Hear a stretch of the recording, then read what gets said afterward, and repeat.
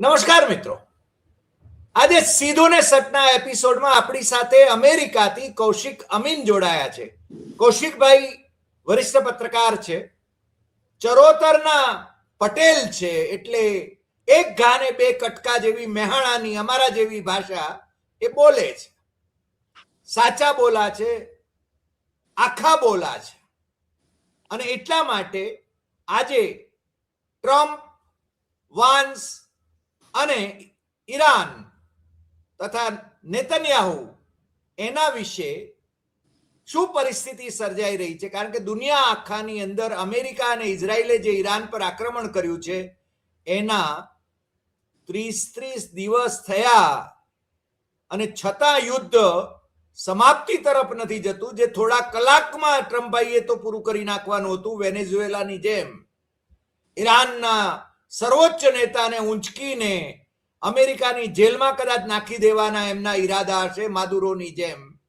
પરંતુ ઈરાન કંઈ ગાંજુ જતું નથી.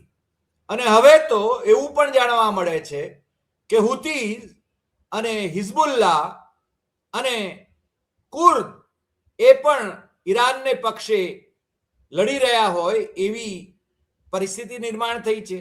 ચીન અને રશિયા એનો તો ટેકો ઈરાનને હોય એ સ્વાભાવિક છે. હવે યુદ્ધમાં અમેરિકાને અને ઇઝરાયલને થાક વર્તાતો હશે કૌશિકભાઈ, અને ઇઝરાયલે તો કહ્યું છે કે અમારી પાસે તો હવે સૈનિકોની તંગી છે, એટલે ભારતમાંથી કદાચ રોજગારી મેળવવા માટે જે લોકોને ત્યાં લઈ જાય એમને છે ને મોરચે કદાચ ગોઠવે તોય નવાઈ નહીં, કારણ કે આ વાત તો છે ને એમણે કહ્યું કે અમારી પાસે સૈનિકોની અછત છે, એ વાત તો એમણે કહી છે, કબૂલી છે. એનો અર્થ શું સમજવો? આ બધી વાત કૌશિકભાઈ આપણી સાથે કરશે. કૌશિકભાઈ, આપનું સીધું ને સટમાં સ્વાગત. અને આપ જરા માંડીને ચરોતરી ભાષામાં આખી વાત અમને સમજાવો કે આ યુદ્ધનો અંત ક્યારે? કૌશિકભાઈ. નમસ્કાર હરિભાઈ અને સર્વ શ્રોતા દર્શક મિત્રોને. યુદ્ધનો 31મો દિવસ પૂરો થયો છે, એટલે 30 દિવસનો મહિનો અથવા તો 31નો મહિનો ગણીએ તો 1 મહિનો થઈ ગયો છે. અત્યારે અમારી અમેરિકાની મોડી રાત છે, લગભગ રાતના 2 વાગ્યા છે. એટલે દિવસના સમાચારો, વીકેન્ડ હતો, શનિ રવિ વીકેન્ડ છે. કોંગ્રેસની અંદર અહીંયા, એટલે કે અમારી પાર્લામેન્ટની અંદર એ ઘણી બધી ચર્ચાઓ માટે ફરીથી એકત્રિત થવાના છે. પરિસ્થિતિ એરપોર્ટ્સ પર ખાસ વણસી છે, કારણ કે સિક્યુરિટી સ્ટાફ TSA જે છે એ લોકોમાં લગભગ 600થી વધારે લોકોએ નોકરી છોડી દીધી છે બજેટ કટના કારણે. બજેટ મંજૂર નથી થયું અને આઈસના એજન્ટોને ત્યાં લગાવાયા છે. આઈસના એજન્ટોની વાત કરીએ, યુદ્ધની થોડીક આડ વાત કરી લઉં છું. આઈસના એજન્ટોની એક કામગીરી કદાચ આની પછી આવતા ઇલેક્શનની અંદર વોટર આઈડી તપાસીને એના માટે પ્રેક્ટિસ થાય એવી એક વાત અત્યારે ચાલી રહી છે. એટલે આઈસનો મલ્ટિપલ ઉપયોગ ઘર આંગણે જે બજેટથી લઈને બીજા બધા જે પ્રશ્નો ઊભા થયા છે, મોટાભાગના શહેરોની અંદર ગઈકાલે અને આજે એ ટ્રમ્પ નો કિંગ વોન્ટેડ કરીને આ રાજાશાહીનું રાજ નથી, જ્હોન ટ્રમ્પની સુવાંગ માલિકીનો આ દેશ નથી, એવી રીતે વિરોધ અને મોટા પાયે વિરોધ થઈ રહ્યો છે.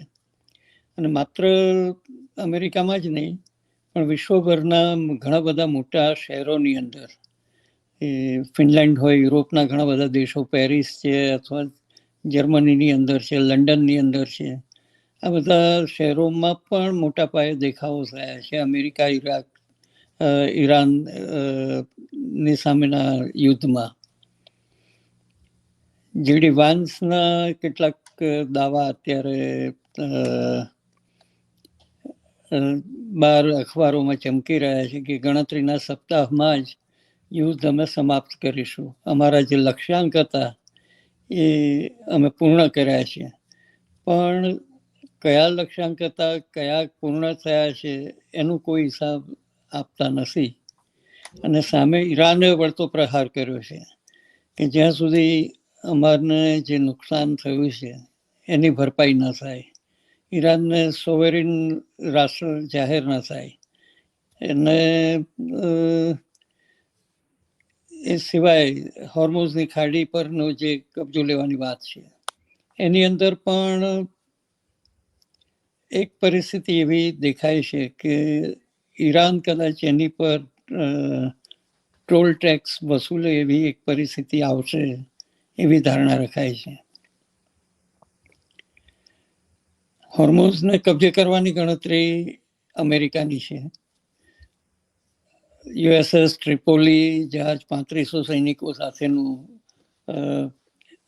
એરબોર્ન મરીન સાથેનું જહાજ ત્યાં પહોંચ્યું છે એ વિસ્તારમાં. બીજા 10,000 સૈનિકો સાથેના 2 જહાજો ત્યાં જઈ રહ્યા છે. યુએસએસ એચ બુશનું એક નામવાળું જહાજ એ પણ ત્યાં જઈ રહ્યું છે અને એની સાથે મોટા કાફલા પણ ત્યાં જઈ રહ્યા છે. એટલે યુદ્ધ કોઈ નજીકના ભવિષ્યમાં સમાપ્ત થાય એવી કોઈ જ અત્યારે કોઈ એનો નજર આવતું નથી. જેડી વાન્સ ભલે દાવો કરે અને ટ્રમ્પ પણ અહીંયા ગઈકાલે એક કોન્ફરન્સ મારા લાગોમાં કરી એમને, અને આડીઅવળી ઘણી બધી વાતો કરી કે મને મારાથી વિચારમાં નાના હોય એવા લોકો જ મને ગમે છે, અથવા તો તમારે જે કંઈ પ્રશ્ન પૂછવા હોય ઇન્ક્લુડિંગ સેક્સના પ્રશ્નો પૂછો તો હું એના પણ જવાબ આપીશ. અને વાતાવરણને હળવું કરવાનો પ્રયત્ન એમને કર્યો, પણ એ પ્રયત્ન કંઈ સફળ થયો નથી. એમને મારા લાગોના જે ભાષણની અંદર એમને જે એમના પ્રેસ કોન્ફરન્સની અંદર દાવો કર્યો સેમ કે અમે અમારા લક્ષ્યાંકો પૂરા કર્યા છે, અને એની પછી કેટલાક ઇશારા પણ એમને કર્યા કે આગળ ગ્રીનલેન્ડ અમે કબજે કરીશું અથવા તો ક્યુબાની વારી એની પછી છે. પણ આ જુઓ અને તોની વાતો છે. ખરેખર તો અત્યારે શતરંજની ચાલ જો કહીએ તો ચાલ એ ઈરાનની પાસે છે, અને ઈરાને જે રીતે વિશ્વભરના આર્થિક વ્યવહારો ખોવ્યા છે એ હજી વધારે કપરો સમય આપણે જોવાનો છે. અમેરિકામાં અત્યારે પેટ્રોલના ભાવ એ ગેલનના જે $2.60 હતા યુદ્ધ શરૂ થયા પહેલા, એ અત્યારે 3.90 થયા છે. કેલિફોર્નિયા જેવા રાજ્યમાં કેટલાક સ્થળોએ $9.5 ગેલનના લેવાય છે. ત્યાં કાળા બજારની થોડી અસર છે એવું દેખાય છે, પણ કેલિફોર્નિયામાં $6 આસપાસનો ભાવ ગેલનનો થયો છે. એટલે અમેરિકામાં પણ તેલના ભાવ જે રીતે ગેસના ભાવ, પેટ્રોલના ભાવ વધ્યા છે એ ચિંતાજનક છે, અને એના કારણે મોંઘવારીની અસર, ભાવ વધારો થવાનો છે. બેંક રેટ્સથી માંડીને મકાનોની ખરીદી, લોન્સ, એની પર અસર છે, અને બજારોમાં પણ એની અસર દેખાઈ રહી છે. ભારતની સરખામણી જો કરીએ તો ડોલરનો ભાવ લગભગ 94 પાર કરી ગયો છે, 95 પહોંચ્યો છે. એટલે ઘણી બધી પરિસ્થિતિ બગડવાની છે. ભારત માટે માત્ર એલએનજી અને પેટ્રોલ કે ક્રૂડ ઓઇલ એની ચિંતા કરતાં પણ બીજી જે વધારાની ચિંતા આવવાની છે એ પ્લાસ્ટિક ઉદ્યોગ પર છે, ખાતર ઉદ્યોગ પર છે, અને યુરિયા સહિતના ખાતરોની ભારે અછત વર્તાવાની છે. એક બાજુ કુદરતનો માર ભારત પર અત્યારે છે, જે રીતે વરસાદ, વાવાઝોડાની પરિસ્થિતિ છે, અને પાછળ ખાતરની અંદરની પરિસ્થિતિ જે થવાની છે એ ભારતીય અર્થતંત્ર માટે ખૂબ ચિંતાજનક થવાનું છે. અમેરિકાને અત્યારે કદાચ મોંઘવારી સિવાય બીજી સીધી અસર કોઈ થવાની નથી. પણ ટ્રમ્પે જે ચાલ ચાલી છે, શરૂઆતમાં 5 દિવસ અને પછી બીજા 10 દિવસ અમે યુદ્ધ નહીં કરીએ, મૂળ વાત શસ્ત્ર સરંજામ ઘટી રહ્યો છે, ખતમ થઈ રહ્યો છે. યુક્રેનના યુદ્ધ અને પછી અત્યારે ઇઝરાયલને જે કંઈ સામાન આપ્યો, ગઝાની અંદર જે સામાન વપરાયો, એ પછી અમેરિકા પાસે અત્યારે નવો સામાન બનાવવા માટે બીજા 2 થી 5 વર્ષનો સમય જાય એવો છે. યુદ્ધના ધોરણે પણ તાત્કાલિક જે કંઈ જરૂર પડે એ આ 10-15 દિવસનો ગાળો રીઓર્ગેનાઇઝ કરવા માટે વાપરશે એવું લાગી રહ્યું છે. એટલે આ સમય પસાર કરવાનો એક ચાલ છે, યુદ્ધ બંધ કરવાની કોઈ નિશાની નથી. પાકિસ્તાનની જોડે બેકડોરથી વાત કરે છે. પાકિસ્તાનની અંદર પણ એને એક બાજુ પાકિસ્તાનને મોટા ભાવ બનાવે છે અને બીજી બાજુ આજે જ એક રિપોર્ટ એનો જે એક કમિટી છે એનો રિપોર્ટ આવ્યો છે કે Pakistan is A terrorist state. એના આંતરિક પણ જે પ્રશ્નો છે અને ભારત સરકારને ચેતવણી પણ આપી છે કે ટૂંક સમયમાં તમારી સામે ખાસ કરીને કાશ્મીરના વિસ્તારોમાં કોઈ મોટી કામગીરી આતંકી જૂથો કરે એવી ચેતવણી પણ આપી છે. તો પછી પાકિસ્તાન અને એની સાથેની જે કંઈ વાતચીત થાય છે એ કયા લેવલે છે, શું કરવાના છે. બીજી બાજુ પાકિસ્તાન અને અફઘાનિસ્તાનની વચ્ચેનું ફરીથી ચમકલા શરૂ થયા છે અને સાઉદી અરેબિયાના કારણે અત્યારે ઈરાનની સાથેના સંબંધો પણ વણસ્યા હોય એવી પરિસ્થિતિ પાકિસ્તાન માટે છે. આમ છતાંય બેકડોર પર પાકિસ્તાન એક મહત્વનો રોલ ભજવી રહ્યું છે. ભારતના વડાપ્રધાન જુદી જુદી વાત કરે છે. ટ્રમ્પ સાથે વાત કરી એવો દાવો કર્યો છે હમણાં, પણ ટ્રમ્પે કંઈ એમના ટ્રુથ પર કંઈ લખ્યું નથી. એટલે એ પણ એક વાતચીત થઈ છે. એલન મસ્ક એમાં હાજર હતા કે નહીં, ન્યુયોર્ક ટાઈમ્સનો રિપોર્ટ છે એટલે વાતચીત થઈ છે એ તો જાહેર છે. પણ એલન મસ્ક અચાનક ક્યાંથી પ્રગટ્યા? કારણ કે ટ્રમ્પ અને એલન મસ્કના સંબંધો અને એલન મસ્કની બજારમાં જે પરિસ્થિતિ અત્યારે છે, એની સ્ટારલિંક સાથેના કેટલાક ગ્રહોના કારણે, ઉપગ્રહોના કારણે એ ભારે મોટી ગ્રાહક સંખ્યામાં ઘટાડો નોંધાઈ રહ્યો છે. એટલે એ પરિસ્થિતિમાં એલન મસ્ક એક સિવિલિયન તરીકે બે દેશોની વચ્ચેની વાટાઘાટોમાં કયો રોલ ભજવે છે એની ચર્ચા પણ થઈ રહી છે. જી કૌશિકભાઈ, મને પહેલો પ્રશ્ન તો એ થાય છે કે વિશાળ સંખ્યામાં અમેરિકાની પ્રજા વિવિધ શહેરોમાં અમેરિકામાં જ ટ્રમ્પનો વિરોધ કરી રહી છે, એનો અર્થ શું સમજવો? Trump make America great again, માગાની જે મુવમેન્ટ હતી એના મુદ્દાને લઈને રિપબ્લિકન પક્ષમાં પણ ભારે વિરોધ છે. એટલું જ નહીં, ડેમોક્રેટ પક્ષમાં પણ એનો એક વર્ગ એનો વિરોધ કરી રહ્યો છે. બીજી બાજુ આંતરરાષ્ટ્રીય સ્તરે પણ કેટલાક વિરોધ થઈ રહ્યા છે કે જે જગ્યાએ 250થી વધારે સ્કૂલો પર બોમ્બમારો થયો છે એવું બર્ની સેન્ડર્સે દાવો કર્યો છે. અને એ તો ક્રિમિનલ ઓફેન્સ થઈ રહ્યો છે.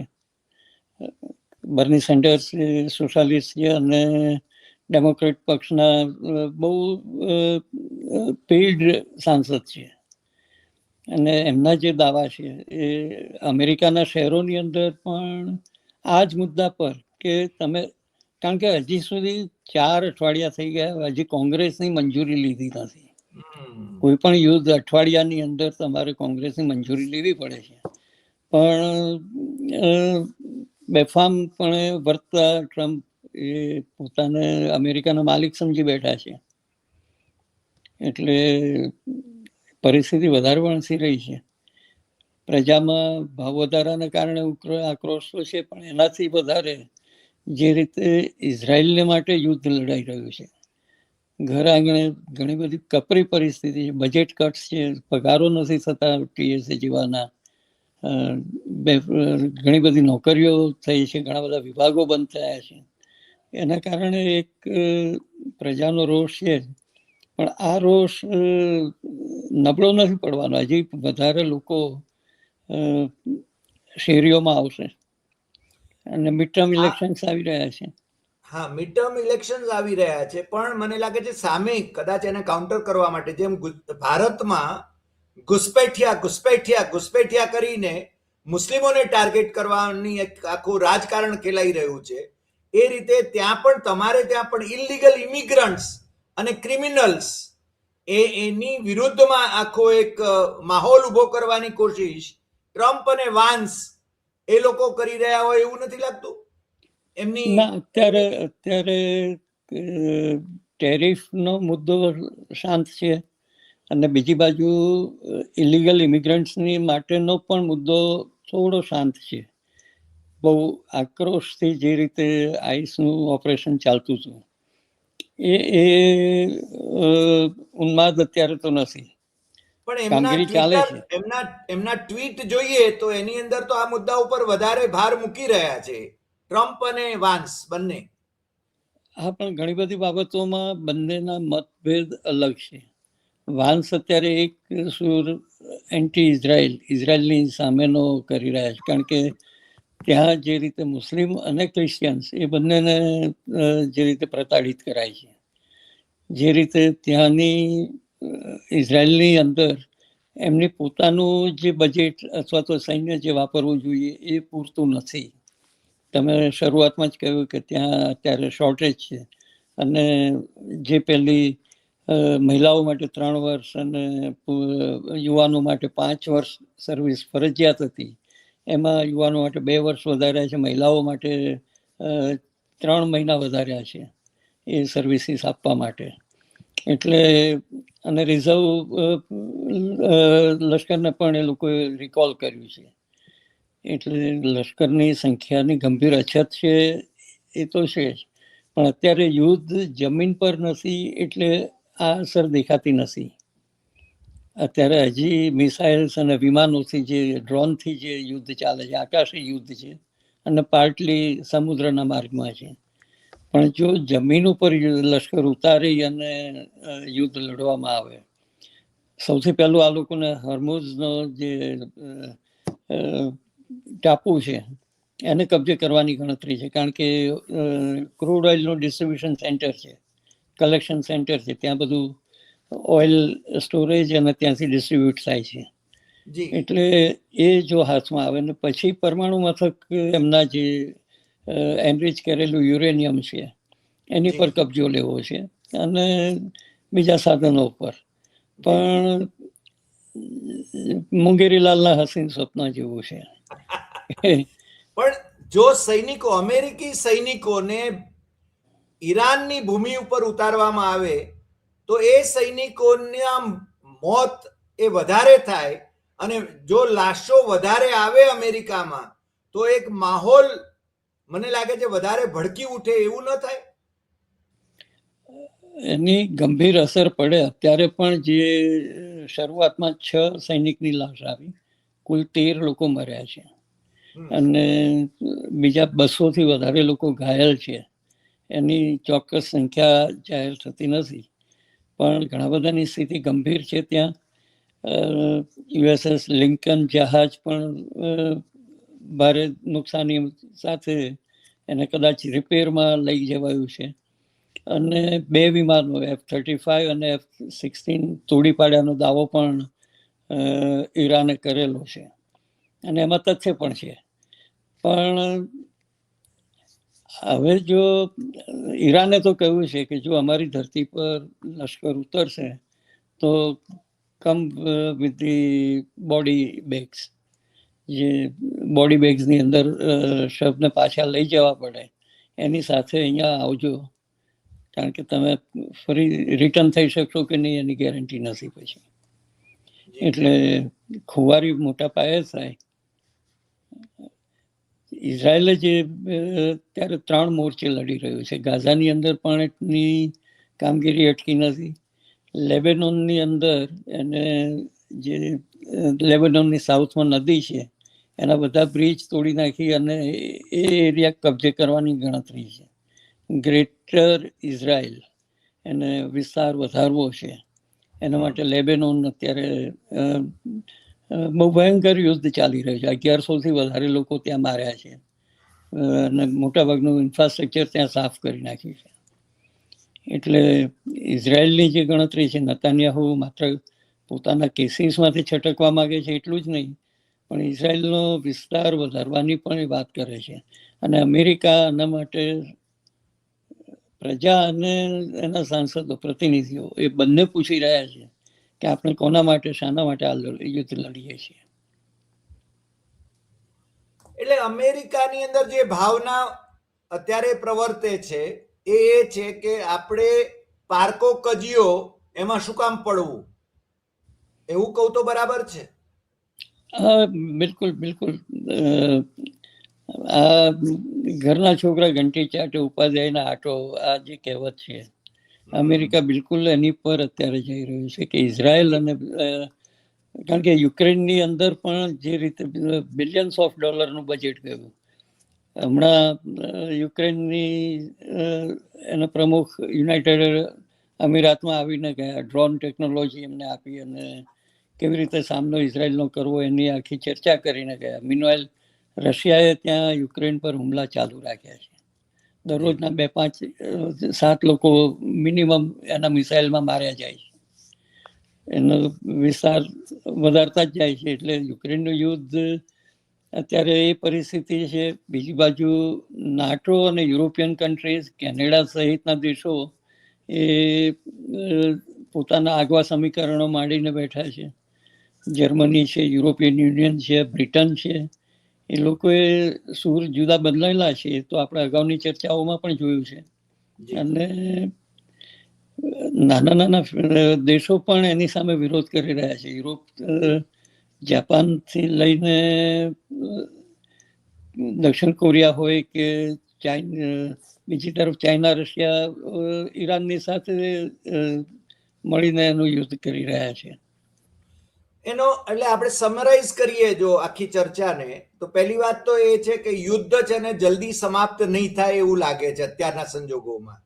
જી. બીજું, ગ્રેટર ઇઝરાયલ માટેની નેતન્યાહુની જે યોજના છે અથવા તો જે સ્વપ્નું છે એમાં છે ને ટ્રમ્પે ખોટી રીતે કૂદી પડ્યા છે ટ્રમ્પ, એવું અમેરિકામાં, એવી ભાવના અમેરિકામાં વધારે વ્યાપક બની રહી છે.